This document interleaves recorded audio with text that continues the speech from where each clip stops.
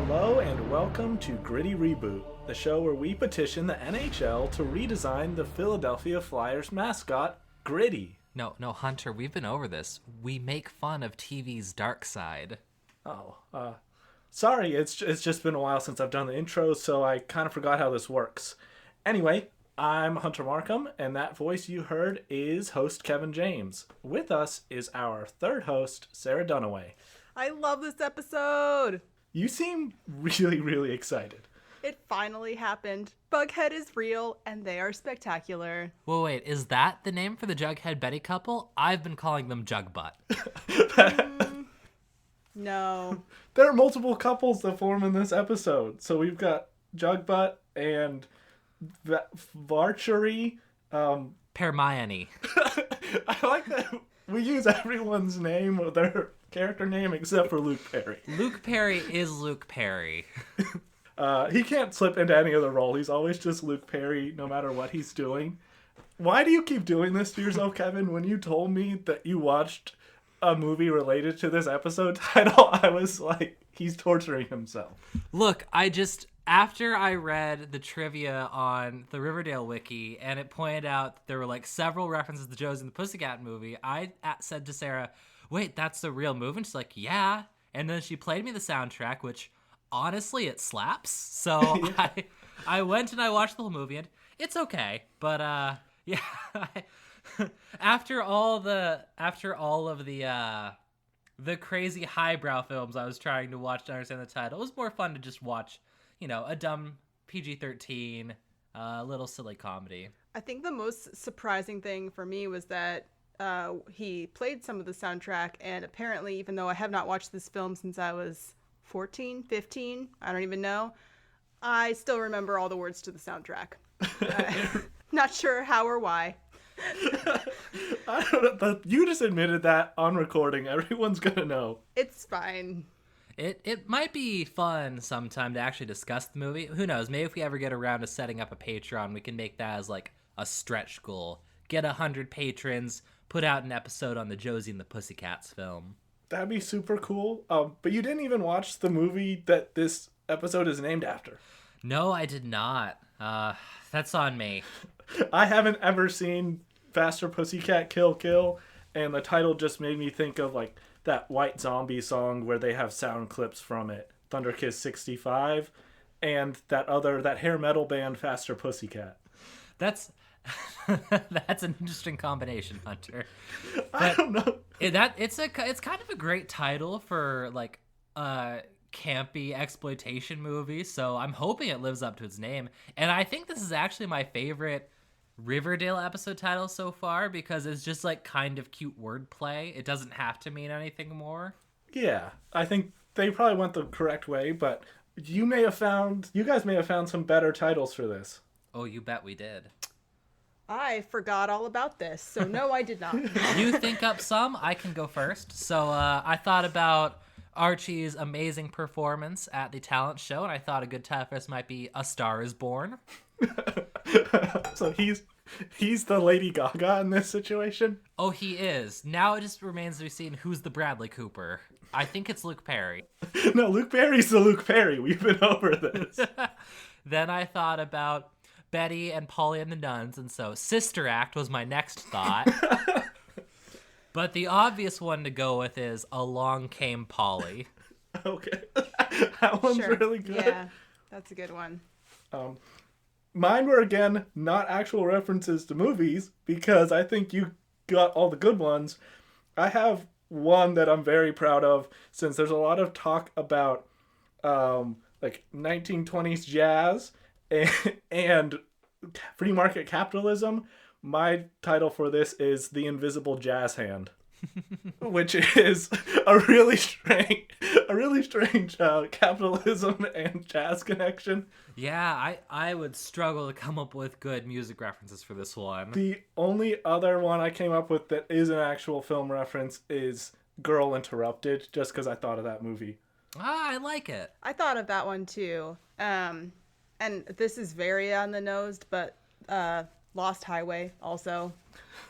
Okay, That yeah, famous that's a good David Lynch film that I just heard about from looking over at your computer screen. Yeah. one. I've heard the name. I've never seen it.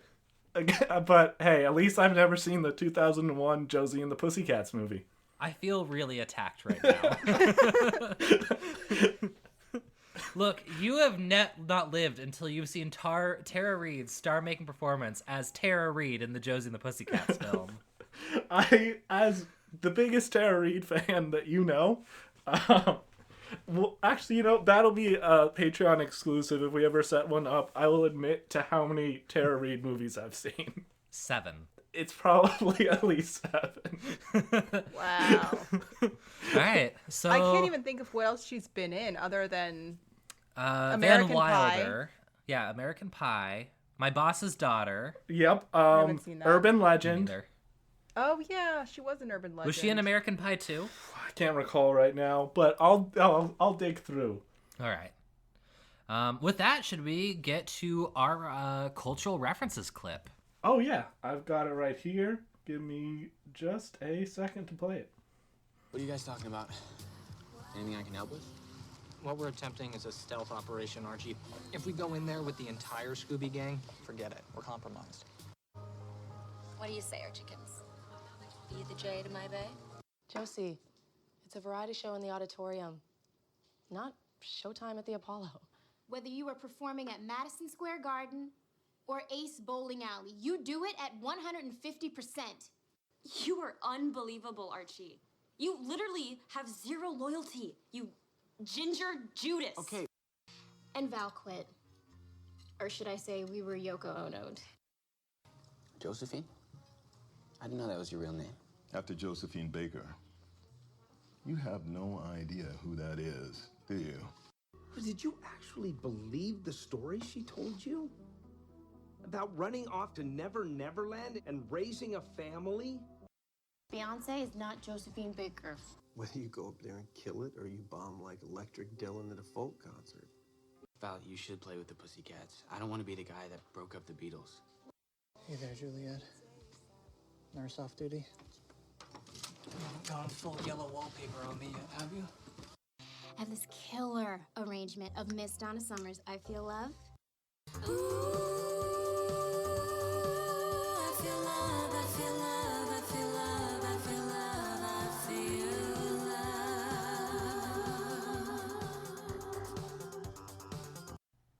So yeah, one I forgot to clip is right after Josie and the Pussycats finished being on stage, Kevin announced them off and says, "That was Josie and the Pussycats. Long tails and ears for hats," which is from the Josie and the Pussycats theme song. I'm so glad that's a reference because it's a terrible line. Yeah. I thought that had to be a reference. I'm like, that has to be a line from something else because that just seems way too cute. Yeah. So Scooby Gang, this is where I disagree with the Riverdale Wiki. It says this is a reference to Scooby-Doo and the Gang. No. Correct. That is what I think too, because they are either called Scooby-Doo and the Gang or Mystery Inc. The Scooby Gang is very famously Buffy Summers and the crew in Sunnydale from my favorite TV show, Buffy the Vampire Slayer. Oh, Clearly. okay, yeah. I was thinking Scooby-Doo, etc. I mean, in fairness, the Scooby Gang in Buffy the Vampire Slayer is a reference to Scooby-Doo and the Gang, but Scooby-Doo and the Gang is not the Scooby Gang. Yeah, these are layered references. We're getting into like a Russian nesting doll of all these references here. There are a lot, but most of them are doubled up on. We get 2 Beyoncés, 2 Josephine Bakers, and 2 Yoko Onos. Yeah, they go from Yoko Ono to then, like, Archie learns who that was. He did some Googling, and so he references the Beatles later. Yeah. But he hasn't, I guess, bothered to find out who Bob Dylan is. No. Never heard of him. Ace's Bowling Alley, that's actually a location where Josie and the Pussycats performed their first song in the film Josie and the Pussycats. So Your research has paid off. yes. It's all worth it. Worth that $4 on iTunes. You paid for it? There was nowhere else to get it. I'm gonna find that online for free. And then, oh my god. Okay, Wow, I'm you know feeling what? You extra attacked right now. First of all, write that off as a business expense. Second of all, I'm proud of your dedication. In that order. I guess I should be glad that you don't think I'm a sellout and not living up to Josephine Baker, who I will admit had no idea who that was, but looked it up. First international black superstar. She was a famous dancer and singer and expatriate in the 1920s. That was a bit of a stretch reference. Like, I'd heard the name, but I wasn't like, oh yeah, she was famous for A, B, or C. Right. If you'd given me a multiple choice, I could have easily been like, oh, she helped with a vaccine or something. Like, I would not have known. Yeah, that was a stretch. Then when you listen to that clip there, you didn't even have to cut the audio because Jughead went straight from a Shakespeare reference to the yellow wallpaper reference in the span of 2 sentences. It was a pileup. I actually thought this was 3 references at first because I totally forgot there is a nurse in Romeo and Juliet. The nurse is like the best character in Romeo and Juliet. No, she's not the best character in Romeo and Juliet. She's the best character in Romeo plus Juliet. Okay, fair. The Baz Luhrmann film from 1996. Is there another version of Romeo and Juliet? Probably, but it's inferior. Yeah, I wouldn't even want to look into it, really. But yeah, I totally thought for a second that was a reference to the nurse from One Flew Over the Cuckoo's Nest, who's, you know, an authoritarian tyrant, which would not be out of character to compare Alice Cooper to. Oh, I thought the same exact thing, same exact reference. So you weren't alone there, and I don't remember the nurse character from Romeo and Juliet. My favorite adaptation of Romeo and Juliet is when I saw it as a ballet, and there was 0 dialogue, and it was great. So I have a very strange stance on that play. There are also 3 weird visual references here that I guess we have to call out. So the Josie and the Pussycats logo on Riverdale is similar to the one used in the comics. The football team wearing wolf masks may be a reference to the time in the comics that Reggie pranked Archie with the wolf mask. This seemed like a stretch to me, Hunter. Weigh in. I thought that was a Teen Wolf reference because the mask kind of looked like the like Michael J. Fox Teen Wolf makeup, and he was like wearing a Letterman and doing sports. So I think that just called that movie to mind to me. See, I just assumed that this was a reference to Archie's fear that his secret werewolf identity will be uncovered by the football team. As we know, he is clearly a werewolf because of his shirtlessness. These both seem more plausible. I'm just reporting what I found in the Riverdale wiki. The last one is the scene where Jughead climbs into Betty's room through the window is visually similar to a scene from Scream where the character of Billy Loomis climbs into Sidney Prescott's room. And Billy Loomis in that movie was actually played by Skeet Ulrich, who does play Jughead's dad on Riverdale. So I guess that was intentional. Mm-hmm. Okay, I just thought that was pretty much a trope of a guy sneaking in the bedroom window. But when you add in the whole Skeet Ulrich factor, then I can see it being a reference. I think it's a trope, but it sounds like they did film it to make it look exactly like the way it was shot in Scream, the window which I haven't is seen in a while. Definitely on the right side of the screen. Yeah. I can definitely remember this scene because later she flashes him. She's like, what about we make it like a PG-13 movie? And she flashes him. You remembered the really important parts. Look, yeah. You had your eyes on one thing in that film. I like that you did the motion of flashing someone for our podcast listeners. They all know. You can feel the commitment. That is her equivalent to paying $4.99 on iTunes to watch Josie and the Pussycats. Well, it's like how I gesture wildly when I make my points. You really have to emphasize your words with hand gestures, or the podcast listeners won't get it. Yes. Mm-hmm. I don't think there are any other references that I had any deep thoughts on at the moment. No, I think the rest are pretty straightforward. I think the only other one I noticed was in Archie's bedroom, he has a Suicide Squad poster, so they're really doubling down on references to that landmark piece of multimedia. The second time Suicide Squad has come up in the first 6 episodes of Riverdale. It won't be the last. I have God no willing. idea. All right, so the opening then is our beautiful scene with Jughead at breakfast at the Cooper home, or rather... No, you missed the fear monologue. I didn't remember it very much. Was there some sort of insight that you gleaned from it that I totally missed? Well, I think the main thing that was confusing was that he calls fear the most human emotion. I guess he's never seen a rabbit. I'm not sure what makes him think that that is a particularly human experience, but okay. Yeah, fear is a very widespread emotion. Our dog looks fearful every time we disappear for 10 seconds. Yeah. Yeah, when you put it that way, I just was like, it seemed like just word salad where he's like, Fear. It's the most basic, the most human emotion. how do you judge one emotion's basicness versus another? Yeah. Well, fear does really like pumpkin spice lattes, so And during this monologue, I made a note, Betty's nightlight is scarier than any fear boogeyman that Jughead narrates about. It's this little demon-possessed cherub, and oh my god, Betty still has it as a teenager when they flash forward. Why, Betty? Why? That was almost as scary as the fact that when we flash forward, she is wearing her shoes while she's on the bed. Like, were you raised in a barn, Betty? Get your shoes off the bed. she's only doing it because Alice Cooper hates it. I believe I'm in, honestly. I think that's a good choice. I was just like, Alice walked in, and I expected her to be like my mom, like, shoes off the bed right now. I just want all of Alice Cooper's dialogue to just be the purest venom and pettiness, much like it is in her scene with Hal later in the same episode. Oh, that's a beautiful scene. I can't So wait good. for. But Jughead gets invited over to breakfast, and they're eating pancakes, which I didn't expect that they would even allow syrup in the Cooper home after last episode. Only Jughead's eating, though, and Mrs. Cooper looks sort of fascinated. Like, oh, teenage boys, they eat food. This is so interesting. I must write this as an article. Wait till the women's spa retreat hears about this. Local teen boy can't wear suspenders. Yes. Yeah, so it turns out this whole breakfast is just a ploy to get Miss Cooper out of the room so that Betty can take photos of her checkbook and then track down all those payments to figure out where Polly might be. Who uses a checkbook in 2017? I don't know.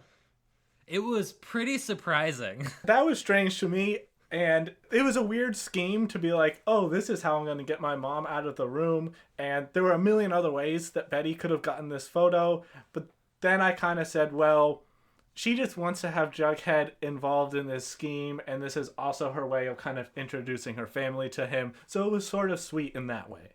Yeah. Yeah. If there's one weakness of the episode, I think it's not jumping ahead too much to say that I think we all loved this episode, but if there's one real weakness, I don't think Betty and Jughead got up to enough hijinks together. Yes. We got some, they only found one car full of drugs and evidence. Yeah. Their scenes together before the big kiss are pretty subdued, and they don't actually interact a lot. It's kind of weird. Yeah, I think they were trying to fit a lot of different plot lines into this episode, and I guess they sort of sidelined Betty and Jughead. As always, whenever the action was on Archie and or Veronica, I just wanted it to go back to Bughead. Like, it's just like, nothing's even happening. I don't care about this. Absolutely. There was such a tonal shift in between, like, here's Archie in, like, a brightly lit room, and he's playing music, and then it'll just cut to, like, dark hallway, interior. Car on fire. Car on fire. Yeah. Things actually happening. Well, I think you've missed the fact that Archie uncovered a wolf mask in his hope chest, and it was terrifying. That's the real darkness here. Like, I feel like the fear monologue was added just to justify that little bit of really random nonsense about wolf masks. Also, throw it out of your house, Archie. What are you doing? I don't know. It was a really clumsy way to say, like, we need to visually represent Archie's anxiety about performance. Yeah. I think right after that we have the variety show auditions where Archie struggles. Archie struggles. Kevin is somehow the one judging who will be in the school variety show. Like, I'm just imagining where they like, oh, should we get a teacher to do this? Oh, no, we have a gay kid, so... No, we're good. I also like that what? Kevin is the worst friend in this scene. Take your time, Archie. Actually, hurry it up. Take your time, Archie, though. We do have people waiting. Archie, clock's ticking. what the hell, man? Perform already. It's been 5 seconds. Yeah. But I do like Reggie and the football crew are randomly hanging out in the auditorium, heckling the auditions. And so my thought here is, are they practicing for their own Riverdale podcast? I would love that. Yeah, that was very confusing. Why are they giving their star running back a hard time? Why are they there? None of that made any sense. It must be the podcast thing. Like, it's relatable. I believe they would do that, but I'm still so confused on like how Archie and Reggie's relationship works. They just bounce back and forth between like all these different elements. There's not much consistency. They're like, they're bros that hassle each other, I guess. It's a very like stereotypical male friendship. I don't have stereotypical male friendships, Hunter. I don't have friends in general. You just have co-hosts on podcasts. This is pure business. I wouldn't speak to you guys otherwise. Yes. Yeah. I wanted their heckling to be like really positive and helpful. Like, yeah, you should try the song with the capo on the second fret. It'll add a sense of urgency to your performance by kicking up to a higher key. Have you thought about inverting the second and third verse?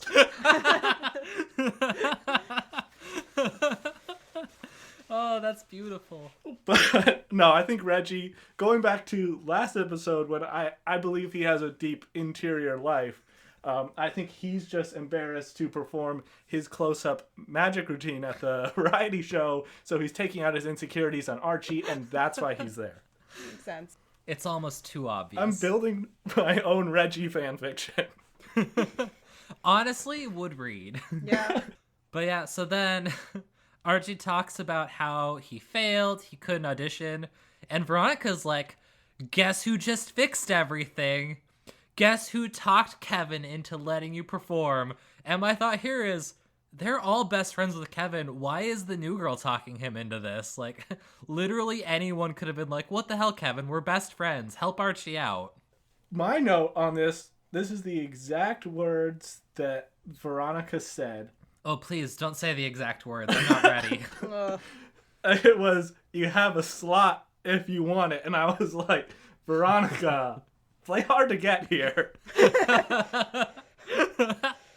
Also, thanks to a certain Veronica Ex Machina, is just the worst. Yeah, does Veronica think she is God? Does she? Yes. It's terrible. So Archie bombs his audition. He doesn't even play a single note. We get a quick shot of Val as she's disappointed in him. We can tell that her uterus tilts away from him. And then, as usual, she's reduced to an emotional dish rag mopping up the mess that is Archie. Helpfully telling him that was stage fright. That was very evocative, Hunter. I'm sorry. And, okay, the thing is, right after he doesn't play a note, he talks to her like, oh, we should do it as a duet and you should perform with me. But then the next scene where they're at lunch, he's like, well, since I didn't audition, I'm not in the variety show. So why would he even pose the possibility of a duet if he thinks that he didn't get a part in the show? These are the questions. So he should have just been like, oh, Val, I totally missed my chance and I really wanted to perform and now I can't. Pretty much. So, I don't know. It just didn't make sense. Archie's whole life didn't. Archie is just so useless. I also really like when Betty and Jughead are at lunch discussing, plotting what they're going to do next. And Archie's like, what are you guys talking about?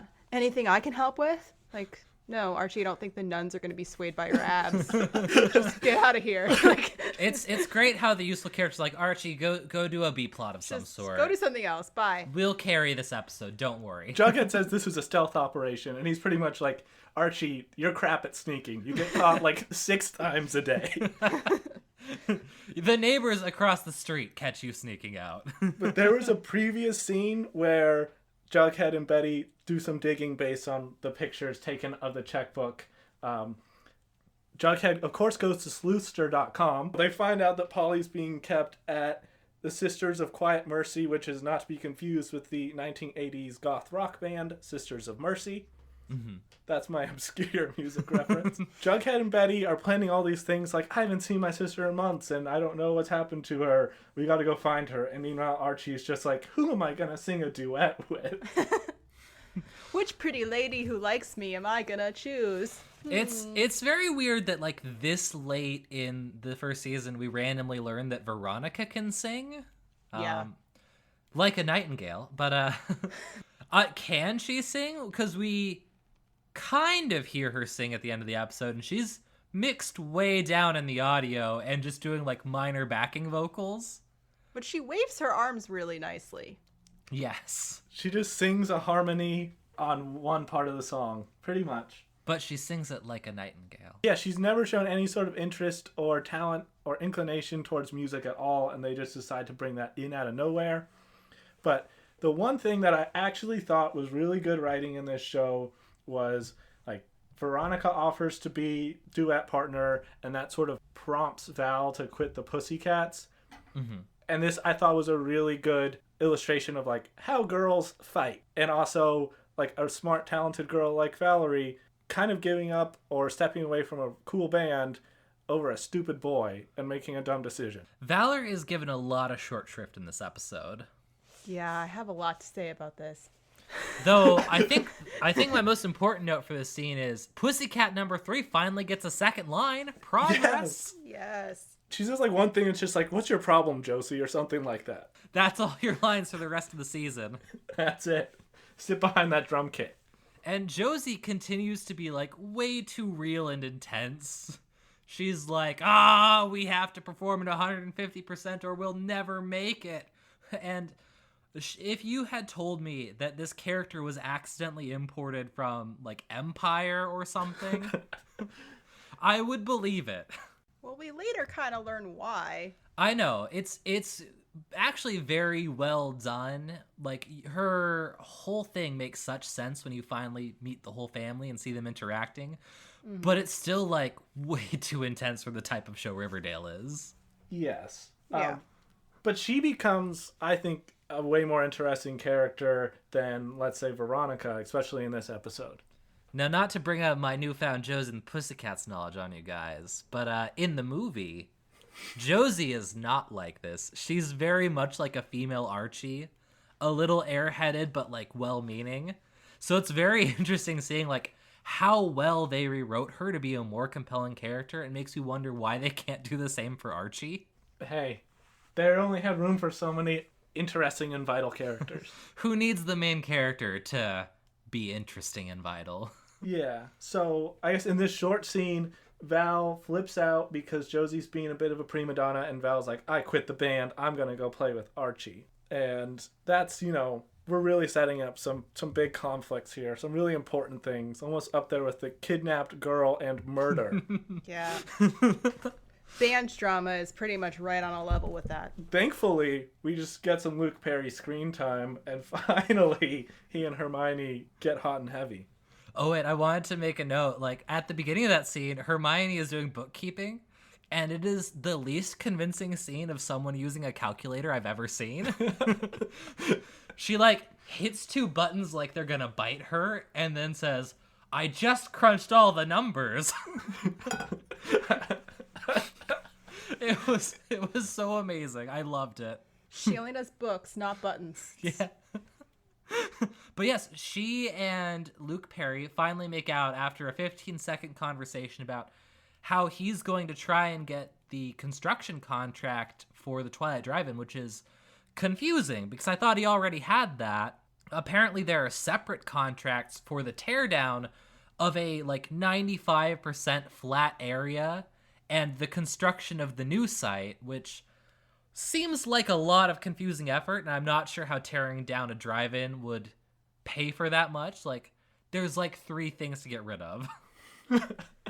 I don't know. That was kind of strange, and this is also the first hint that we get that, hey, Luke Perry is in financial trouble because he only has enough money left in the accounts to pay his guys for a couple more weeks. Mm-hmm. Naturally, that prompts Hermione to comfort him, and, very important, Veronica walks into the construction site at this exact time wearing thigh-high boots, which I can only assume she stole from Cheryl's closet at the sleepover. Yeah.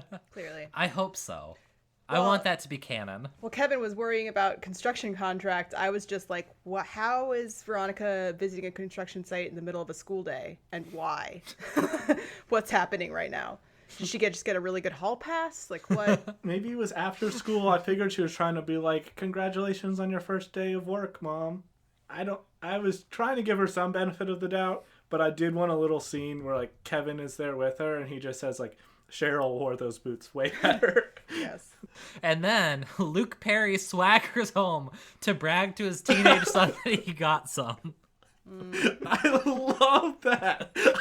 That was so great where he walks in and he's just like, well, you're not the only one getting some action around here anymore, you son of a bitch. Hermione Lodge, get a whiff of this. I haven't even showered. Oh, God. It was just like, he kind of was like trying to act shy, but definitely doing a humble brag sort of deal. For sure. I also just really like that the writers haven't even bothered to explain the Andrews marriage at all to us. Like, they're like, we don't need to build any tension around this. Let's just go forward as if, you don't need to know. Yeah. Hey, since I'm sitting squarely in the dark, my perspective from episode 1 is they're separated, things are 100% done, and he is free as a bird. I think Archie confirms that at some point in the episode. I think he actually uses the word separated. Yeah. Maybe that's when he's arguing with Veronica? I think so. But we also in that scene get this moment where Luke Perry is talking to Archie and says, I bought tickets for all the guys at work to come see you in the variety show. and is that really fiscally responsible when you're having some troubles with cash flow with your business? That also makes him, in my view, the worst boss in the world. Like, what the hell, man? Like, your construction workers want to spend a nice Friday night with their wives or girlfriends or with their family. They don't want to see your dumbass 15-year-old strum a guitar at a high school talent show. Listen up, gentlemen. Pay close attention to how this song is constructed. You're going to learn a lot. My wife is undergoing surgery that day. I want to be there to take care. Hey, Frank, just fucking be there, okay? Or else they're just making really lame excuses like, yeah, I gotta give my cat a bath that night, so I can't make it, Fred. And then, so I think that takes us to Josie breaking the news to her mom that Val quit the band, and we find out where Josie gets her high-strung branding fanaticism from. It is from, as you put it, Hunter, evil Michelle Obama. Her mom is incredibly mean. I think the scene ends with her telling her 15-year-old daughter, don't disappoint. And it begins with her saying, like, get someone else for the band, make sure that they are pretty and skinny and a woman of color.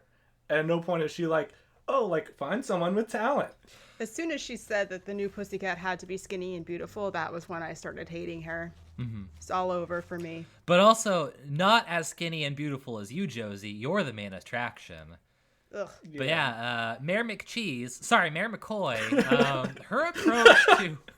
her approach to to the disposability of others is so telling and really, really kind of damaging to Josie, I think. Yeah, when she's just like, hey, Val quit the band, she wrote our songs, we can't go on without her. And then in response to this, other people are disposable. Yeah. Like, are you just a walking, like, talking version of the Fountainhead? Yes. Mm-hmm. I do want to clarify, I'm sure some of our listeners might be confused, so for anyone who doesn't understand what evil Michelle Obama is like, I assume you're conservative. Just picture what you think Michelle Obama is like, and that is Mayor McCoy. Yes. And this is also our first hint of discussion around Josie's dad, and he's talked about like he's the goddamn king of Siam, and he's such a big deal. And he's like, oh, he's missing 2 concert dates to be there, and I really want it to be like he's just the merch guy for Fish or something. Double night at Ace's Bowling Alley. He drives the bus. He's following the Grateful Dead on tour. You know that. John Mayer is performing with them. Oh my god. Oh.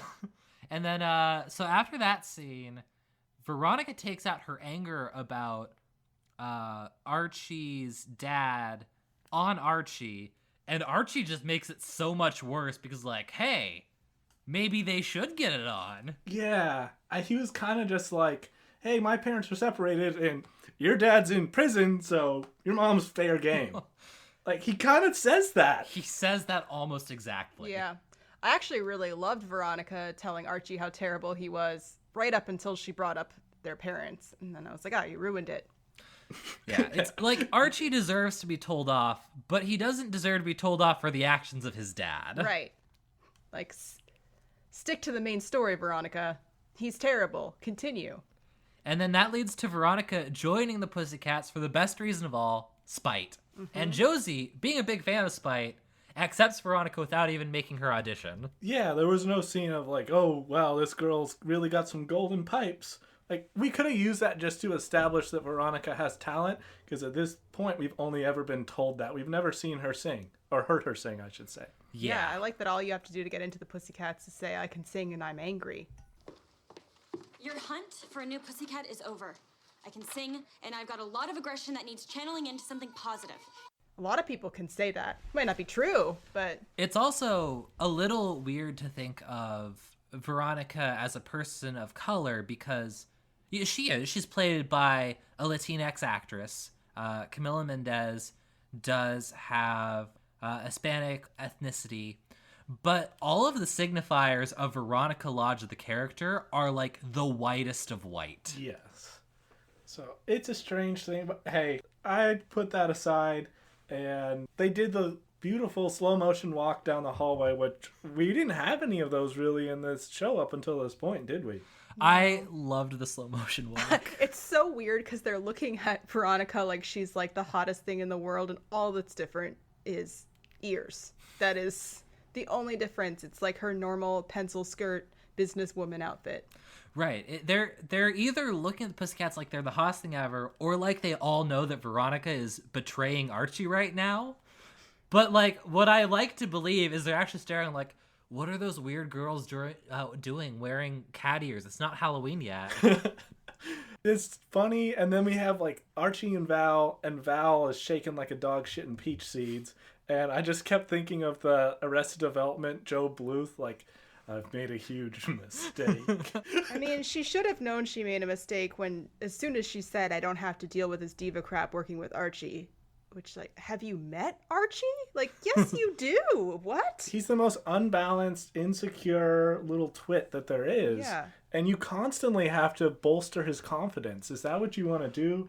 Again, I feel like they don't expressly say it in the show, but my take was Val felt somewhat threatened by Veronica because Veronica clearly still has a thing for Archie, and some part of her motivation in quitting the Pussycats was driven by, like teenage boy craziness. That would make sense. I'm still not sure this show does subtle like that, but it also just seems really believable that people would get fed up with Josie's shit. Like, it makes sense what she's going through when you know her home history, but she is very much a control freak. I can understand how someone who's creative like Val would be like, I don't have to give you all of my hard work and let you take all the credit for it. I can go off on my own. Yeah, she's the one who writes all the songs, so I feel like she has a point. So either way, Val's motivation makes sense. It's just everyone reacting to Veronica being in the Pussycats like it's the biggest deal was a little bit unbelievable, but kind of funny. Yeah. Yeah. And then, naturally, after such a light and non-threatening scene like that, we have JugButt arriving at this terrified, haunted-ass looking, like, home for troubled youths. But remember, you don't judge a home for troubled youths by its facade, Hunter. Oh, God. Yeah, Jughead says that. I liked that they had them, like, get off a bus to get there, which was realistic since none of these kids can drive. I loved that Betty tightens her ponytail right before they walk in. It's serious business. It's a great touch. I find it very funny that Mrs. Cooper didn't have a list of approved visitors for Polly because she seems like such a control freak. I guess maybe she like lowered her guard a little bit at the spa retreat. I'm not sure what happened there. The place is super creepy. There's these nuns gliding around in the background like ghost penguins. Polly's room looks like there are like 6 exorcisms performed in there each day. At least, yeah. It looks like every time the door closes behind you, you hear like a ghostly child's giggle. It's like, oh, this is the room where we beat the soles of their feet with a rattan cane. There's an entire floor that's just a morgue. It does. It looks more like a morgue than the morgue that was in the like episode 2. There are no actual bodies in the cemetery. It's just a cemetery with tombstones for all the babies killed by abortion. Oh my God. But yeah, I mean, Polly isn't even in that room, but we hear that, hey, Polly's here at this home. She's out in this garden, and Polly and Betty get reunited. Finally. Yeah. And Polly is just like a super nice, slightly older version of Betty. I don't get all the foreshadowing of like, you don't want to go crazy like Polly. Okay. I had a very different perspective because I was like, this lady has crazy eyes. And even worse, she's wearing a headband. So you can't trust a single thing she says. Yeah, headbands are terrible hats. They're not ears. Yeah, if there were cat ears on that, different story. Then she's an artist. But yeah, and we learned that she's preggers. Oh yeah, that's the big thing. She's pregnant. She says it's Jason's. Jason Statham's? Jason Blossom's. Oh. But like, Maury has not weighed in on this, so jury's still out as far as I'm concerned. Yeah. I'm not sure why Polly didn't enlist Betty's help with the scheme for running away. It seems like Betty is really good at that kind of thing, and also that they had a close relationship. So I'm really not sure why Polly had this like whole cloak and dagger thing, even from Betty. Yeah, should we go over their escape plan? Yes, please do. All right, so there's apparently a lost highway somewhere near Riverdale. Jason stashed a drug car on that lost highway, covered it with camouflage, was going to run away with Polly. They were going to make it that car and then drive somewhere. Do we know? To the farm. Okay, yeah. Which I guess the Blossoms own a farm out somewhere, and they were like, hey, we can just kind of hole up there. No one checks the place. Yeah, it's interesting. Hiding out from your parents at a place your parents own. Kind of like if you're a little kid and you play hide and seek and you hide under your own bed. Yeah. The Lost Highway thing was really funny to me because I could only think of the movie, and then I could just imagine someone putting up a bunch of posters on like telephone poles like Lost Highway, approximately 60 miles long. Answers to the name Highway. If found, please contact the federal government. There were holes in this story, and I don't trust Polly at all. Because she was like, oh, when Jason found out I was pregnant, he was so happy. And I was like, what teenage boy, when that bombshell is dropped on them, is like, hey, I'm super stoked that I'm going to be having a kid before I graduate high school. Well, he was probably terrified. He was probably so strung out on the drugs and the doing water polo and football at the same time. He didn't know what he was saying. So my theory is he tipped off the Coopers to the fact that Polly was pregnant, knowing that they would freak out, and he was planning on just running away alone and getting away from having a kid. This is my take on Jason Blossom now, and I'm sticking to it until proven otherwise. I mean, that versus a 15-year-old being super excited that his girlfriend's pregnant. Yeah, I mean, your theory sounds more plausible. Yeah. Though in what may be one of the like worst acts of cruelty in this show so far, we found out that no one has told Polly about Jason's death.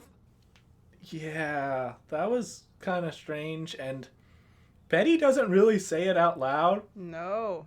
I kept imagining her just like using weird euphemisms like he's tap dancing with the angels, driving the pine wagon.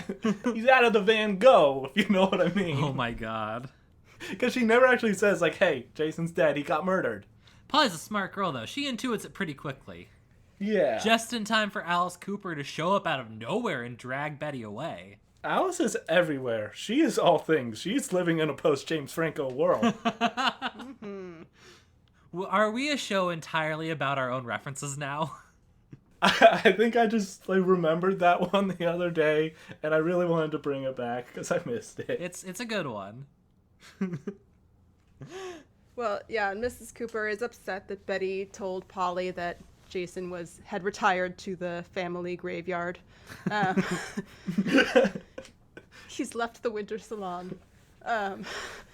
And then she looks really upset that Polly's upset, even though this is literally all her fault. Right.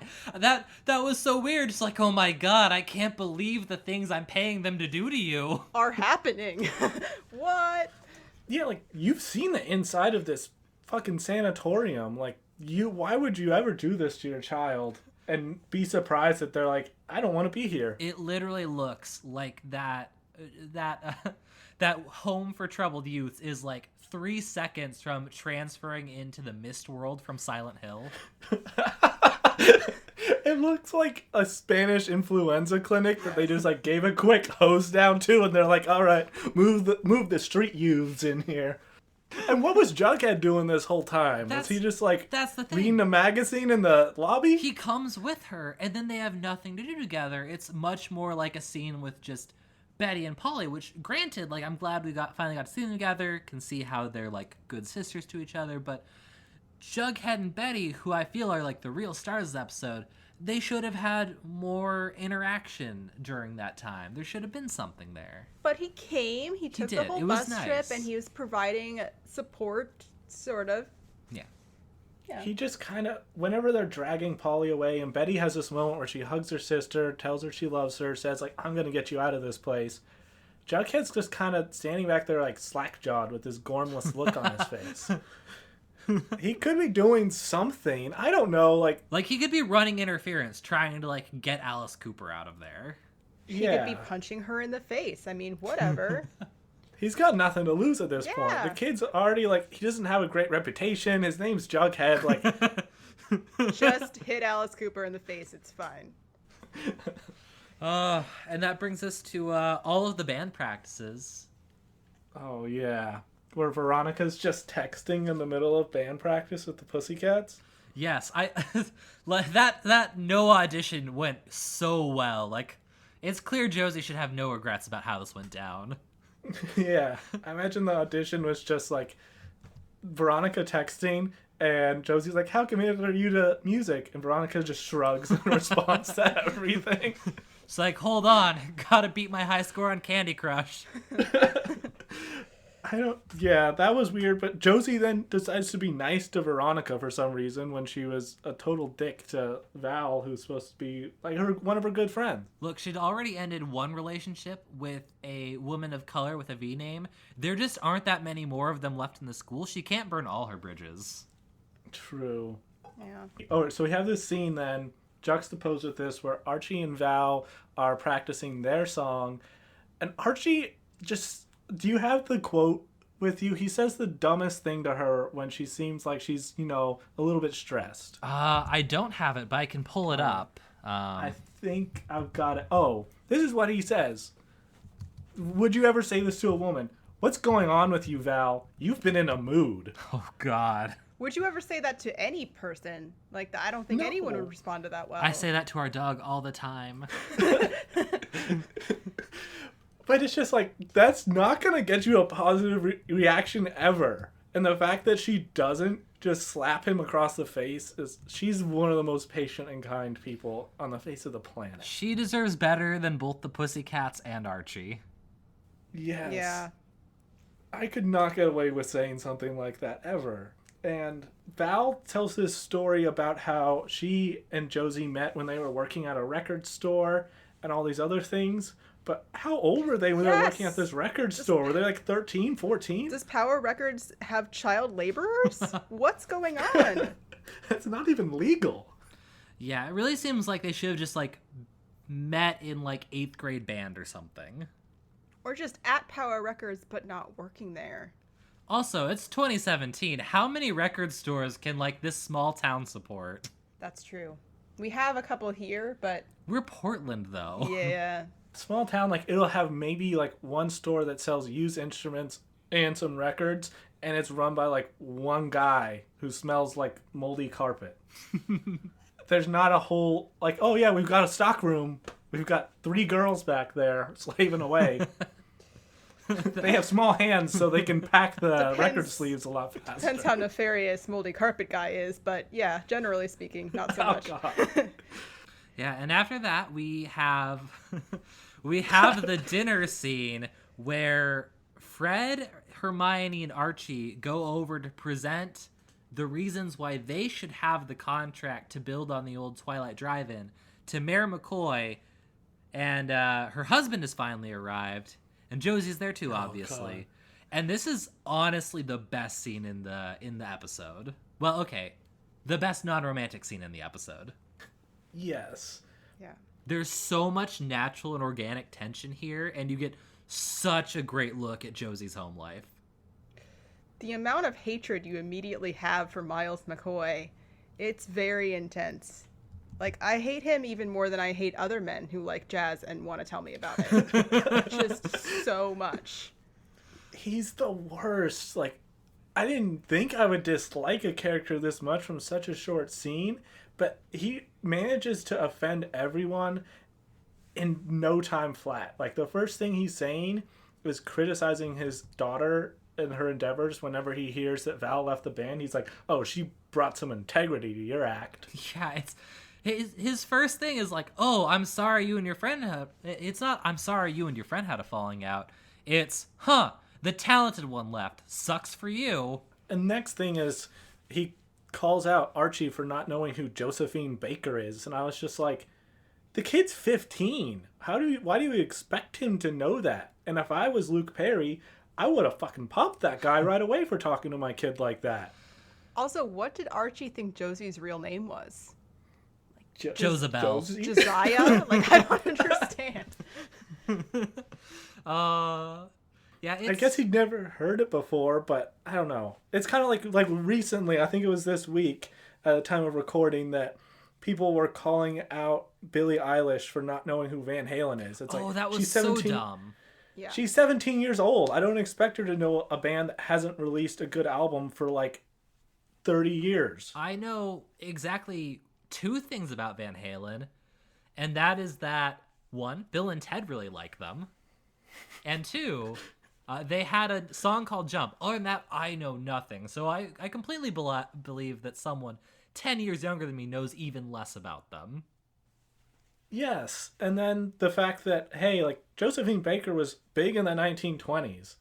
In what world would you expect a high school sophomore to have a deep knowledge of that? You know who would, though? Veronica. Yeah, should have had her at this dinner. But, I don't know, it was just Miles was really pretentious and awful about it. About everything. Yeah, you can see why his like artistic integrity drive really weighs on Josie and why it gives her the complex she has. He is so like dismissive of pop music endeavors. Like, why aren't you doing jazz? Real music. And then also Mayor McCoy and Miles are just having this marital dispute over the dinner table, and just in general it kind of continues throughout the episode about him not making enough money and, you know, him thinking that makes someone a sellout, and it's just really awkward and uncomfortable. I really wonder how they ever got together, because Yes. they are at polar opposite extremes of, he is like, I have to suffer and starve, be real artist, and she's like, I'm taking bribes, I'm a corrupt politician, like, Give me this those is how the briefcases world of works. money. Yeah, they live in really different worlds. It's strange, but it makes you actually feel for Josie, because she's caught between the hammer and the anvil in this, with her mom pushing this whole branding thing and her dad pushing this whole art thing. Like, she becomes probably one of the most sympathetic characters in the series. Yeah, and simmering away in the background is Fred desperately trying to get a contract so he can stay in business, while we know the whole time that Hermione is the one who holds the power to actually confirm him. And as we'll discuss later, there's some really strange holes in that. Although Fred eventually gets the job, there was actually an alternate version of this scene which dives a little bit deeper into how Fred gets it, because right now in the show it's just kind of hand waved away with a signature, but the writers came up with something else entirely. Interesting. Do we perhaps have that to play for our audience? Yeah, I was able to dig it up. I had to grease some palms. I had to pay $4.99. Well, that's $1 more than the Josie and the Pussycats movie. The finest cinema I viewed this week. It's is that the only movie you watched this week? I don't watch a lot of movies, Hunter. But yeah, I used my weekly stipend in order to get my hands on this scene where it explains how Fred was able to get this construction job, since what we get in the episode isn't really as satisfying. All right, let's play it. What a lovely presentation, Fred. Unfortunately, the buyer already accepted another bid. Wow. I wish you told me that 90 minutes ago before I made an entire presentation. Well, there may be room for negotiation, but there's one problem. There sure is. Your son doesn't know anything about music. I'm sorry, Miles. What? I just blindfolded Archie, let him into my drum room. He couldn't tell a piccolo snare from a soprano snare by taste. Miles, stop leading blindfolded children to the back room and making them lick your piccolo. That's the 6th time this fall. Look, you two clearly have a whole art versus realpolitik thing to work out on your own, but I have white blue-collar workers, the most important workers according to news networks during election years. They need this job. So can we just get back to business? Yes, as I was saying, the buyer only speaks Portuguese and wants constant communication, so the builder must be able to speak the language. That won't be a problem. I know some Portuguese. I once did a semester abroad in Lisbon. Lisbon? That's what that idiot son of yours guessed when I asked him if he knew where the John Coltrane European Tour album was recorded. Everyone knows it was Stockholm. Can we discuss Scandinavian bebop LPs later? I'm under a lot of stress right now, and you've done nothing but insult me and my son the entire night. I just need to land this job. Oh, I'm sorry. Don't let me get in the way of destroying cultural landmarks, you filthy gentrifier. Miles, Mr. Andrews is a working class man. You can tell by his flannel. If he's working class, then I'm Thelonious Monk. You're a vampire, Mr. Andrews, and not a good jazz vampire like Marion Harris. You're the kind that sucks blood out of the American dream. Listen, I have a mortgage and 15 employees. I didn't choose to live in a capitalist society, but I have to make do to provide for my son. When was the last time your saxophone stopped a yoga studio from opening in a low-income neighborhood? Kenny G, you wannabe Ornette Coleman fedora-wearing soul patch in 2017, slim-fast Wesley Snipes-looking-ass douche? You know what, Fred? To stick it to my pretentious husband, I'm giving you the contract anyway. Eat shit, Miles.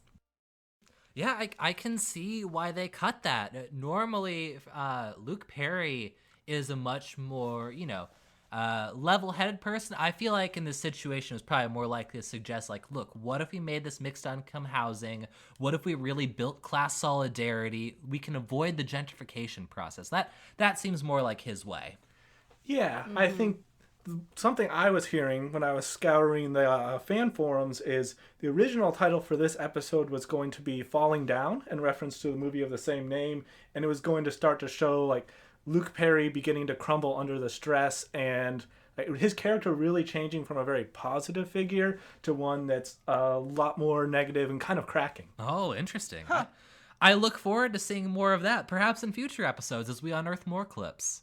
Yeah, I think that, they play with a lot of different things in Riverdale. They just want to see what works, and we're just lucky enough to sometimes get these leftovers. I think we can thank our enormous fan base for sending us these clips. Yes. But, oh yeah, the other thing in this scene is Mary McCoy's really misleading about the job, which is a trend with characters in this show, but she's like, I think that Fred's presentation was great, and I'd love to give him the job. Pause. But someone else already got it. I like that even though she already had given the job to someone else, or, the job had already been given away, that she's still like, you know what I want to do tonight? I want to hear a real estate presentation. Like, I want to know about construction stuff. I would like there to be slides. It's a real joy for her, I think. You know what, Miles? We always pick her at home. Why don't we go over to Hermione's place and just make the night uncomfortable for everyone there? Sounds great to me, honey. Can we bring our daughter too? She deserves to witness this strife. Poor kid. Oh. And so we then learn later that there needs to be 2 signatures to override the current contract agreement and give it to Luke Perry, which I guess will come back later. It's kind of weird, though. I don't understand why there's this double bind kind of control of the company when it seems like only one person is in charge of it at this point. I was just going to say, it was weird that then there's like Hermione forging the signature. Like, you're her parent. You can sign for her. What? Veronica being a legal officer in Lodge Industries, which is how they get the signature, is so weird. Like, is there a New York law I missed that says if you are convicted for fraud and embezzlement, your last legal action before you were taken to jail is you can make your underage daughter legally in control of your business? I have several things about this that made zero sense. Okay, one, Veronica is supposed to be a legal, what is the term that they use in the show? Legal officer. Legal officer. I'm like, she's a minor. Is that even legal to have her making decisions on behalf of a corporation? And second, they said they need 2 out of 3 signatures. The other signatories, I assume, are Hermione and Veronica's dad. Mm-hmm. So why did they just add Veronica into the mix whenever he got arrested? I don't see how that helps anyone. It's so weird. But you know what's amazing? Then we go to the Cooper household. Oh my gosh, yes. This is the best scene. Alice Cooper cracking up at Betty's accusation is everything. Yeah. So, yeah, Betty gets back home from seeing Polly, and she's understandably really pissed off at her parents because they didn't tell her that her sister was pregnant. They didn't tell her sister that Jason's dead. And she correctly accuses her father of robbing the sheriff's murder board and all the other evidence, and then accuses her dad of murdering Jason Blossom. And Alice Cooper cackles like a witch and says, "You think he has the guts to kill someone? He doesn't have the balls. I ripped them out of his body years ago." Him? You think that he killed Jason? Your father? You think that he has the stomach for that? I'd wish he'd killed him. Or anyone, really. That would really spice up our marriage. Give us the boost we've been needing. I haven't had an orgasm in 3 years. It's I'm just waiting for him to come home covered in blood. That'd really do it for me. Alice Cooper is such a great character. Yeah, but man, she, in one fell swoop, emasculates her husband, and then gaslights Betty, where she's like, "You're starting to sound crazy," just like Polly, with this implied threat of like, you're like one step away from getting like sent to one of those homes as well. It's an incredible scene. I love it so much. Yeah, but honestly, you're right, Hunter. Like, Betty should have packed up after this scene happened and run away immediately. She's gonna end up in that creepy, haunted mental institution, for sure. She could have just been like, I have friends. I've got Veronica. I've got Archie next door. I can crash with someone. Yeah. And then we go Josie and Veronica having dinner at Pop's chocolate shop, and they're discussing their insane families. Yes, and this is where we have the line where they're talking about their fathers, basically, and Josie mentions that it's so what about Beyonce and Josephine Baker? Oh, yes. Beyonce is not Josephine Baker, and I really wanted to vet this to make sure she was right, so I dug up a song from each of them, and so we can judge for ourselves if they are, in fact, the same people. Yes, I will play this right now.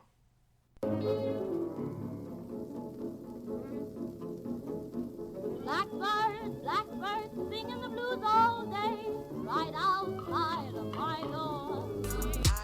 I don't give a fuck, fucking my deuces up. Suck on my balls, balls, I had enough. Wait, which one is which? Unclear. They're very different, but yeah, I didn't know that Beyonce's recording quality was so low. That first one sounded like it was on a phonograph. Yeah, very interesting. I actually, it's funny, because I obviously picked the one to play that was the funniest to juxtapose, but I do really love the Beyonce song I picked a lot more than the Josephine Baker song. Yeah, I think like I'd heard of Josephine Baker just kind of spoken of in the same breath as an Ella Fitzgerald or someone like that. And when I heard this and it was just like, where's my rouge, prohibition's back. I was like, this is way worse than what I expected. Like I really thought we were going to get more performance out of this. Yeah, it's interesting. But yeah, Josie and Veronica are having this conversation in the booth about their parents.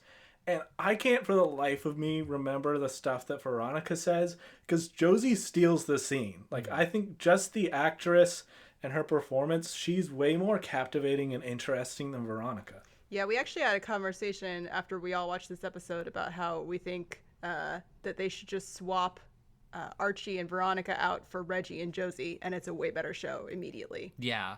The Josie actress is so strong. And she does like a great mini breakdown, but barely keeping it together during the talent show too. It's a really stellar performance for her throughout. She does great. I really started to like her because in previous episodes she came across in some pretty negative lights at times, but now that we have context, it makes her a really interesting character, and you kind of see some of her positives here. Mm-hmm. I think it's a lot more depth than we get with Veronica, whose entire thing this episode is, oh, like, I saw my mom making out with Luke Perry. I'm mad at her about it, but I want to forgive her. But now she forged my signature to give Luke Perry a construction job, so I'm mad all over again. It's so weird. Like, the more layers we peel back from Veronica, the less interesting she becomes, and that's really not how it should work.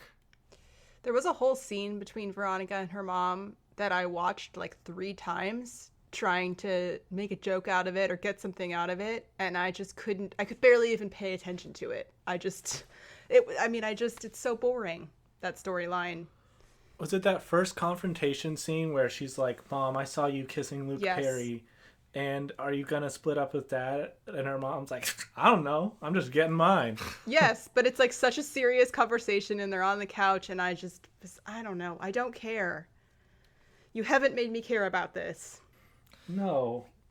So, I mean, then we have Luke Perry in comparison where he's with Archie and just giving him more like bland fatherly advice of like, son, I support you no matter how bad you are at music. And it's another scene it's not really interesting. Like Luke Perry doesn't seem to have that much depth.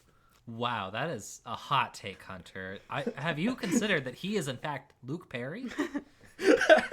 I mean, maybe if we really saw some of that anger from the deleted scene, I'd start to believe that there's more to this guy. He clearly has some depth to him if he knows who Ornette Coleman is, someone I had to look up.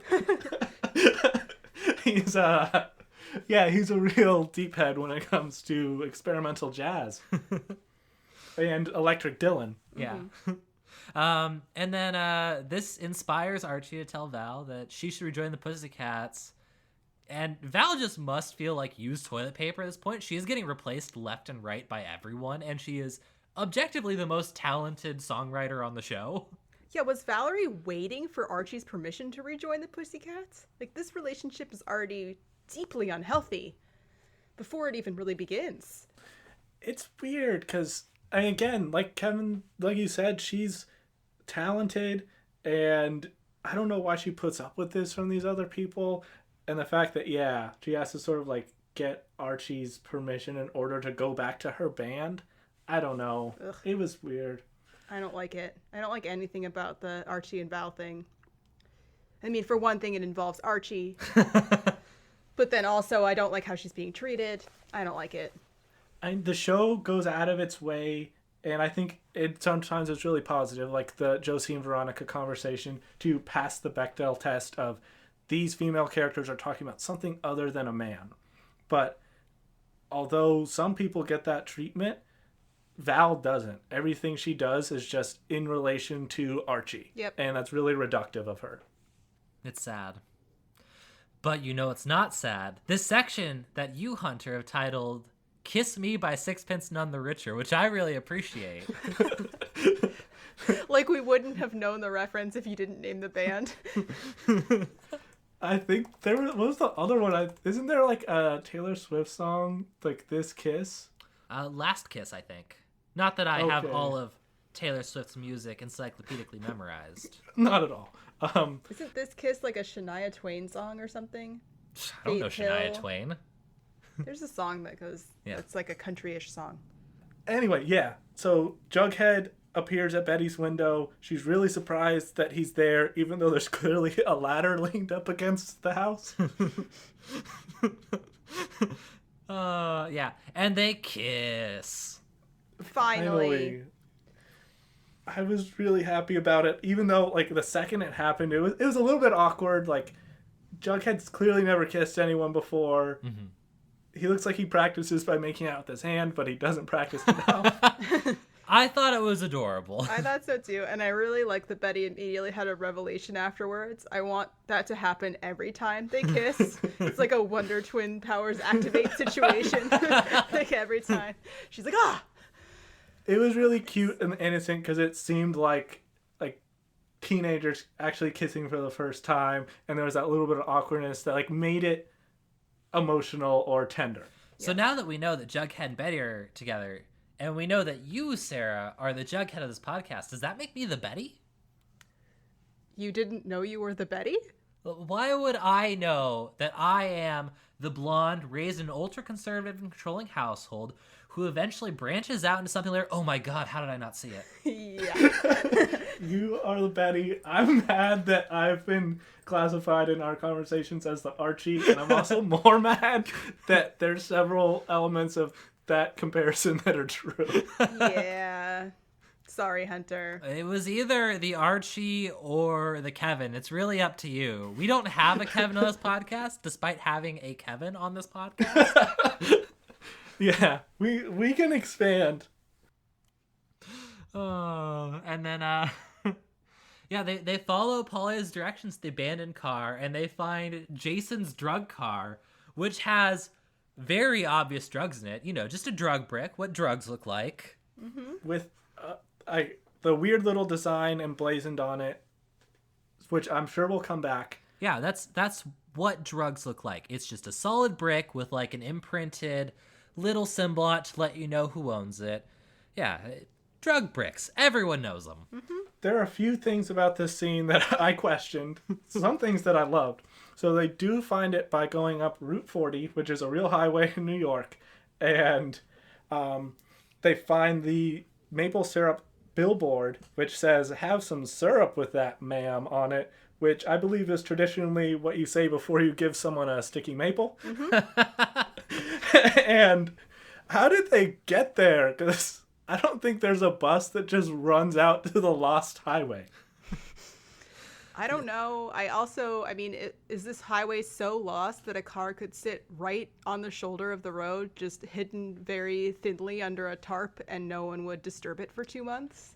I think clearly they used their Wonder Twin powers again to teleport there, like they kissed and poof, disapparate and apparate back there. That makes sense, yeah. There is also an uncovered tractor out there in the rain, which is someone's not taking care of their equipment. No. But my only other backup plan was like they drove the tractor there. I would love to see that scene. Hunter, have you unearthed the scene of Betty and Jughead driving a tractor together? I'm gonna find my contacts.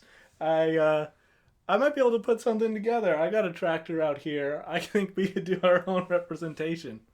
Well, all of that is happening over... Oh, one thing. Jughead and Betty are rifling through the unlocked drug car, or else Betty breaks in. She's good at that. Mm-hmm. But she suddenly remembers how fingerprints work when Jughead touches something. And this is really... this is special coming from the girl who stole a firearm about 2 episodes ago. Yeah, I mean, I just wanted her to just start putting all of the drugs into her jacket. Just like, that's what she does. She breaks into a car and steals everything. The final thing that I have to mention about this scene is they say, we have to go get Sheriff Keller. Which, why not just like call him and be like, hey, it's kind of hard to find. We're going to be right here on the side of the road next to the drug car. Also, can you give us a ride back? We drove a tractor here. That would have been amazing. Yeah. Some might say that they should have gotten Sheriff Keller involved from the beginning of trying to go find the car, but like that's just one way of looking at things. It's so weird. Like I also don't understand from the meta overview of the show why the drug car gets firebombed. I mean, I'm not sure what the car really could have added in terms of the investigation other than like, oh, he was a drug dealer. We'll never know. But there is that shot when JugButt is out at the car where it's shot in a way that implies that someone is watching from the bushes. Yeah, someone followed them out to the car. Followed them? How did they know to follow them? Well, they were moving really slowly because they were on a tractor. Yeah. So. My tractor can hit like 35, maybe 40 miles an hour. That could start a high-speed chase, Hunter. So, that was odd, but I think we'll have to have some predictions about that because that stumped me. But I think, Kevin, you were transitioning us over to the variety show. Yes. Which has a headliner, and like all headliners, they go on first. That's why it's called a... Yeah, that was strange to me, too. But Josie and the Pussycats are supposed to go on first, but before they do, Val and Josie have a heart-to-heart. Val rejoins the Pussycats, and there were a couple things in this scene that were cringe moments for me. Was it the product placement? Yes! That was my number one cringe moment. So it lashy. It actually, like, there was the bad line of... There's always room for one more kitty in my litter box. Ugh. Yeah, that sounded like it was ripped from like a Josie and the Pussycats porno. Well, it just sounded like Veronica should have said it, so that was confusing. Ugh. Yeah, but that line wasn't actually as bad as when they just have the camera like shift focus right onto the mascara that Josie's holding. It pans and zooms. It's the most obvious product placement I've ever seen. They just rack zoom straight to the mascara. It's blatant. We just had to know that Josie wears So Lashy mascara. And we have to know that mascara is waterproof when she cries at the end. I can't blame them, though, because I've already bought 6 tubes of So Lashy, so I just couldn't contain myself. Valerie renegotiates for co-lead on the bridge, which she already had. Hold out for more. It is the meagerest concession. It's the worst negotiation. You will get to sometimes sing co-lead on the bridge you were already meant to sing co-lead on. Valerie, like, you need to get yourself some self-esteem, friend. What is going on? This is like when my union at Disneyland negotiated for a 25-cent pay raise, but negotiated away the right to strike. It's like, what? That was strange, but yeah, there are a lot of bands where they have more than one singer, and hey, one song Josie could sing lead and Val could sing lead on others. She could have negotiated for something like that. I feel like she got shortchanged yet again. Yeah, she's very sympathetic to Josie in the scene, which is a great quality in a friend, but Josie takes total advantage of that. Like, she's like, oh, you're being nice and supportive because you know I was having a freak out because my dad's in town? Cool, so you're back under my heel, bitch. Yeah, back in the litter box. Yeah.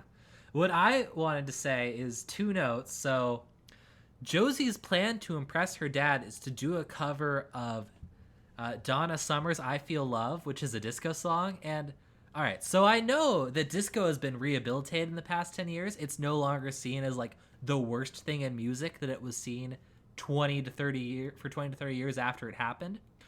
But if there's still one person who's a card-carrying member of the Disco Sucks crew, I think it's Miles McCoy. Yeah. It's also really sad that she chose a song called I Feel Love to perform for her father while she is not feeling the love. Yeah. I didn't even think of that. I was just like, oh, this is my favorite song that they've performed so far. Like, I was down with it. It slapped. My other note is that they are now 1 for 5 in playing original music. I think they just don't know what an original song is. Archie has played more original music at this point. Wow, that's actually sad but true. Yeah. But, I guess I do have a third note.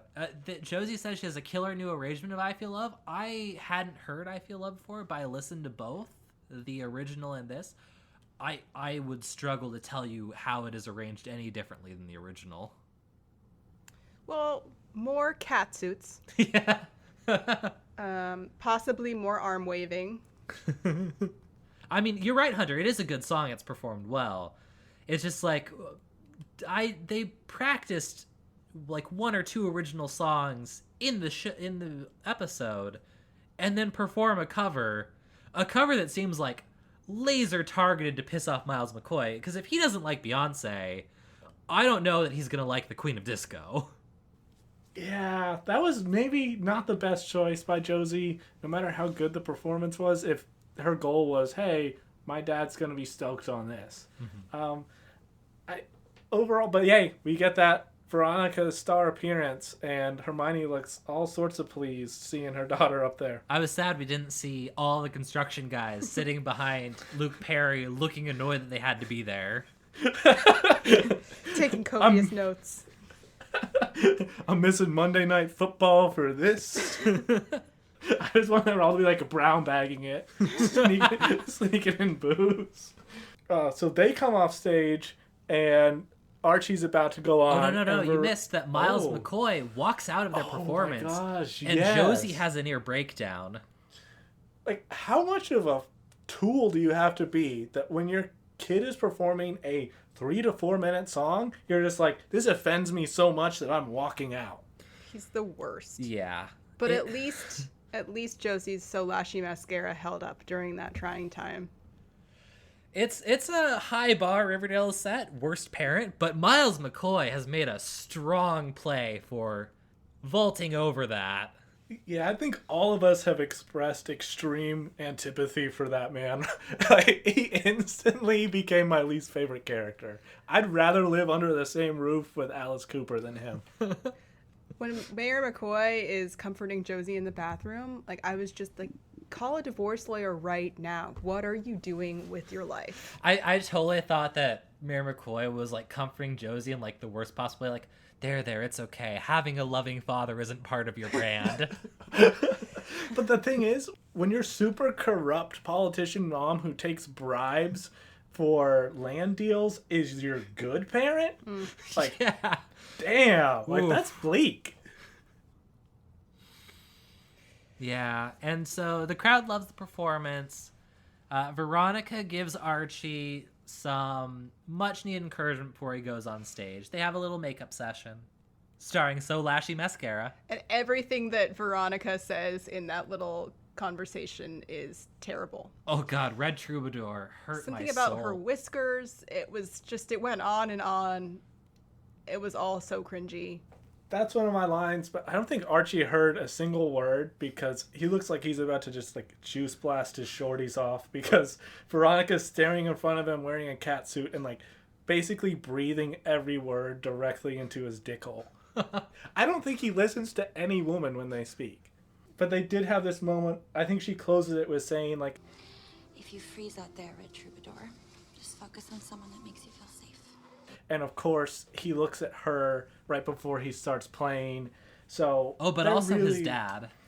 Yeah. So, you know, like Veronica, they're definitely setting up. He doesn't look at Val. Let's just say that. Yeah.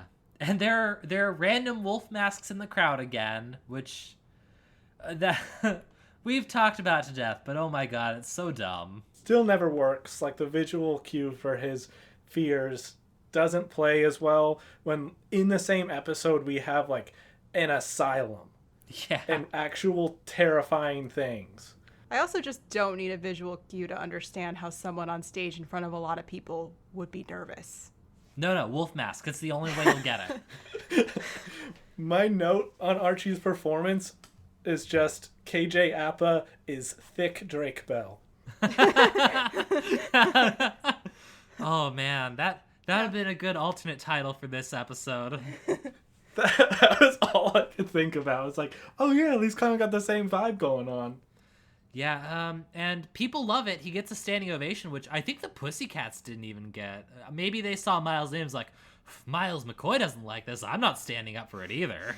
They got a big round of applause, and there was sort of that moment where like Josie goes from being like about to break down because her dad is a complete asshole to like kind of a hint of a smile because she's like, well, these other 999 people loved it. Yeah, luckily applause fills the void that a loving family leaves behind.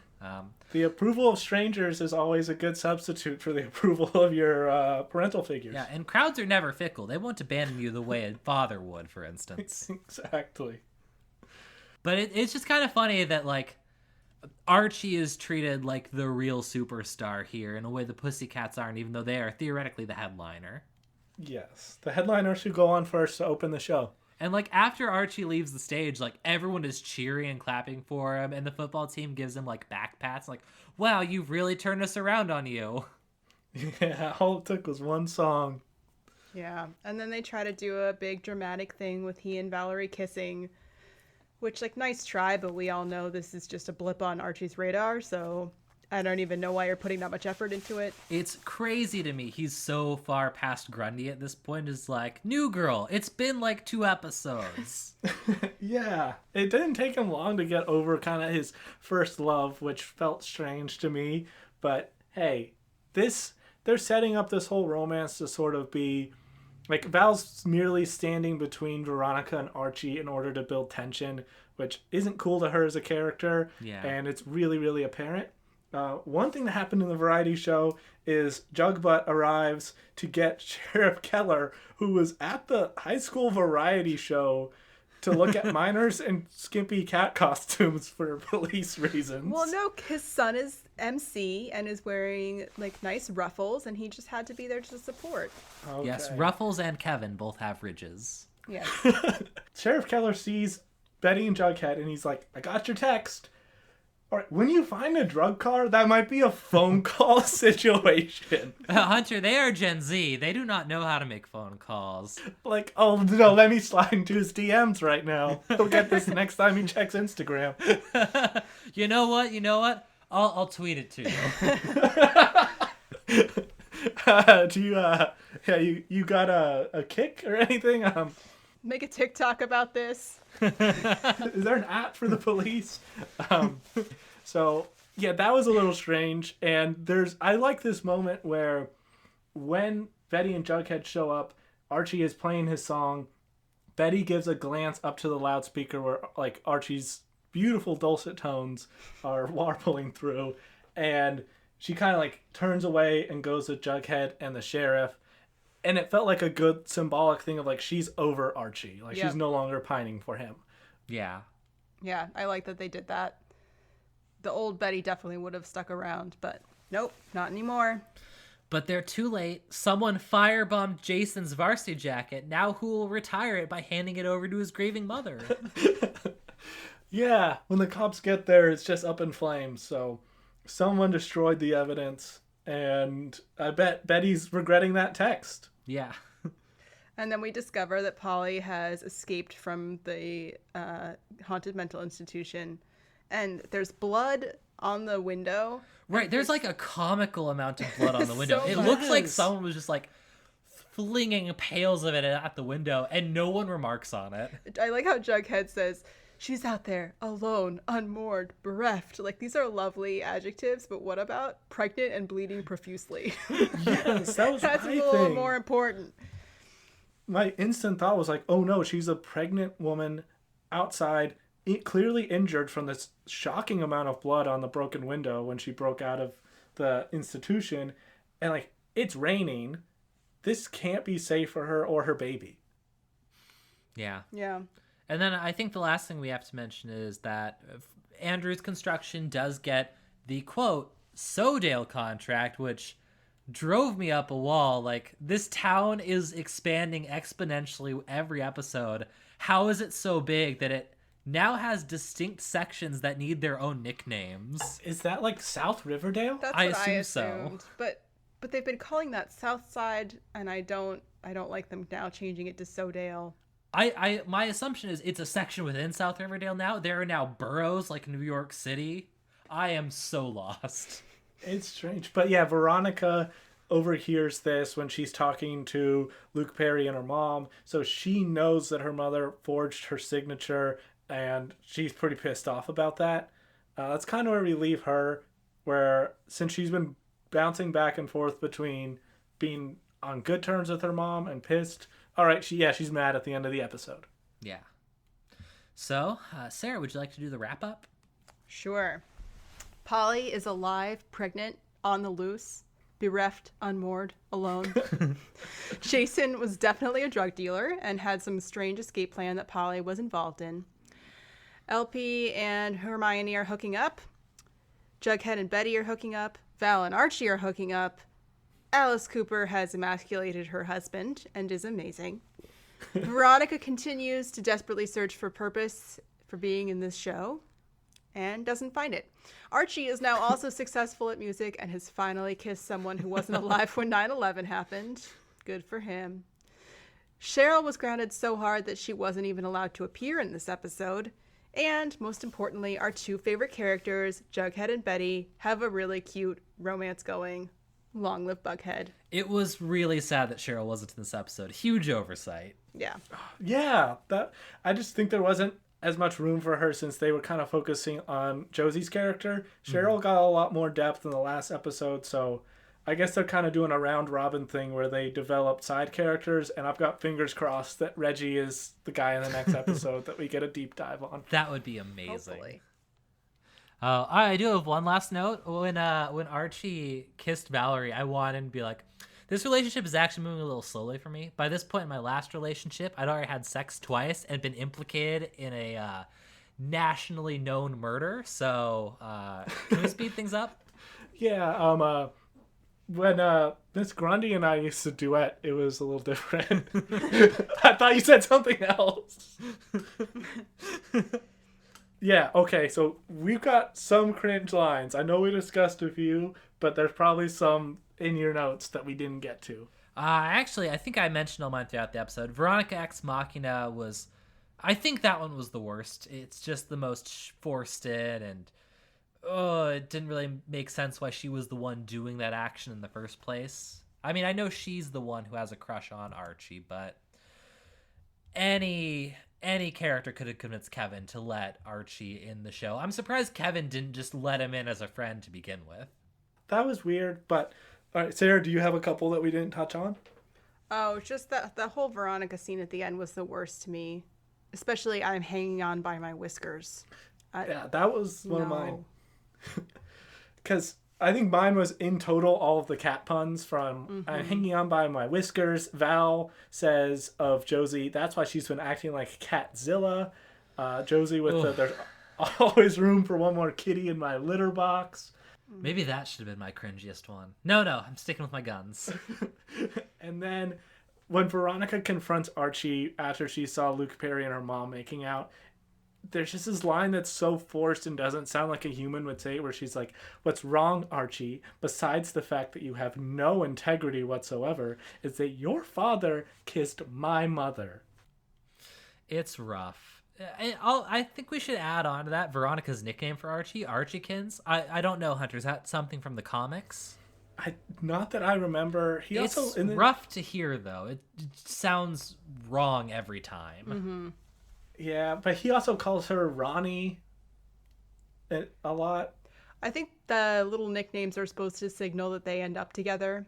Like we heard Betty calling Jughead Juggy pretty early in the series. It's so weird to nickname a nickname, though. He's Archibald. He goes by Archie, and so she lengthens his nickname to Archiekins, which is not an improvement. Yeah. And then, Jughead's also a nickname. He's like, isn't his real name is like Forsyth or something? Forsyth Pendleton Jones III. At some point, I would just ask people to not call me Jughead. Any predictions, guys? Okay. I guess just Hunter, because Sarah's still sitting this out. No. So I think the big question was who was watching Jughead and Betty or following them, and who set fire to the car. I'm thinking this has to somehow tie back to the Southside Serpents, since we haven't seen them do anything that nefarious, but they're kind of hinted at. So I'm guessing like Jughead's dad is somehow wrapped up in the drug deal thing, and that's going to add a whole nother layer to the Jason Blossom case. I want the perpetrators to be the Sisters of Quiet Mercy. They're the perfect drug mules. You don't know what's under their habits. Right. Yeah, who's going to stop a nun? Let's see. Oh, I have another thing. This one just came to me, which is Polly's pregnant. She's going to have twins. I just feel like that's going to happen in this show. And my final prediction is next episode, Archie is finally going to actually play in a real football game, and we can finally find out. I know I've been beating this dead horse, but we can finally find out what's the big issue with the 5 people getting cut from the team. Hopefully. Those are good predictions. I'm going to predict Jughead will finally find out where he's been living. Because it's been a few episodes. We should really know what happened to that. That homeless thing seemed important. It is. Yeah. I don't think they'll find Polly in the next episode. That seems like it's going to be like a little arc this season. Archie will continue to be oblivious and awful. Wow, So, that seems like wow. a really Bold predictions on my end. Oh, so you mentioned Jughead and where he was living. The episode starts out and it looks like it's nighttime, and Jughead's sitting in some office with a typewriter nearby. I'm guessing the blue and gold offices. So is he just like sleeping there? Does this school just have like a turnstile instead of a door? Like at night, people just walk in. Is there no janitorial staff or security? Who knows? But that just came to me. I could be way off the map. He could be living in a dumpster behind the Denny's for all I know. Well, I guess that's it for predictions. So for my score, I'm going to give this 4.5 out of 5 inexplicable wolf masks. Because great episode. I just wish Jughead and Betty had a little more interactions, because they are really cute and good together. But across the board, good performances, good character interactions, great dramatic tension. It was a strong episode. I'm gonna go with 4 out of 4 walls covered in yellow wallpaper. I really like this episode. There's the kissing, and then also just a lot actually starts happening at the end of the episode finally, which is exciting. There's Wait, have you been fire doing- and glass and blood, and it's all great. Have you been doing out of 4 this whole time? No, only this time because I didn't want to go into having a room with 5 walls. Oh, okay. Ceilings and floors don't count. I'm going to go with 5 out of 5 walls in a pentagonal room. Okay. Oh, man, I like this episode. I think my one complaint is similar to Kevin's, where like the kiss with Jughead and Betty sort of came out of nowhere, sort of didn't. I just wanted more like cute romance scenes because, that's what I'm into, just love stories. So I'll give it 4 out of 5 kitties in this litter box. Oh, I think I should add on, because I forgot to mention this when it came up. The real life actors of Jughead and Betty, Cole Sprouse and Lily Reinhart, they were actually dating in real life, and so that's how this happened. There's actually some controversy because Jughead in the comics is apparently asexual, and to his credit, Cole Sprouse wanted the character in Riverdale to be asexual too. So I'm a little torn. It would have been cool to see an asexual character, but Betty and Jughead also have great chemistry together, so I don't know. They're really cute together, and I like them together, so I can't really decide which was the better way to go. Yeah, I'm aware of the debate there about, that they should have kept him an ace. But I love Jughead and Betty, and so I don't care. Yeah, that's where I'm at because they're the only couple I'm rooting for because we've already covered the Val and Archie thing is not built to last. Clearly, Veronica is bland. She's like flavorless toothpaste. And I don't know, Luke Perry and Hermione, that just doesn't really rev my engine. Yeah, I mean, we have to have something to keep us watching the show and keep us engaged. And so yeah, this is the best thing. Yeah, this romance and the murder mystery. Is that guy really doing it for you guys? I feel so disconnected from the murder mystery. It doesn't seem interesting at all. I want to know who the hell freaking killed this kid. And my money's still on the Coopers because it wasn't Hal, it was Alice. But she's like, I wish I killed him. I feel like if she'd killed him, she wouldn't be able to resist saying I watched life flee his eyes. She would have put his head on a pike outside of her home. She would have already published a book called If I Did It. All right, well, I think that's it for this episode. Hunter, will you take us out? Absolutely. Until our next episode, you can reach us on Twitter at GrittyRebootPod or by email at GrittyRebootPodcast@gmail.com.